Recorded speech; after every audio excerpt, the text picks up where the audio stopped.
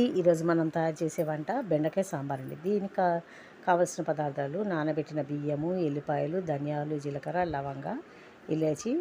ఈ మిశ్రమాన్ని మిక్సీ పట్టి పక్కన పెట్టుకోవాలి. అలాగే చింతపండుని నానేసి పక్కన పెట్టుకోవాలి.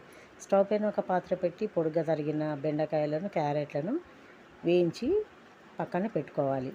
అదే ఆయిల్లో టమాటాను కూడా వేయించి అదే టమాటా మిశ్రమంలో చింతపండు రసాన్ని పోసి అందులోనే మనం వేయించి పెట్టుకున్న బెండకాయ, క్యారెట్లను వేసి మనం మిక్సీ పట్టుకున్న మిశ్రమాన్ని మరియు ఉప్పు, కారాన్ని తగినంత వేసుకొని అందులోనే బెల్లం వేసి మరిగేటప్పుడు ఈ మిశ్రమాన్ని ఉండలు కట్టకుండా కలుపుతూనే ఉండాలి.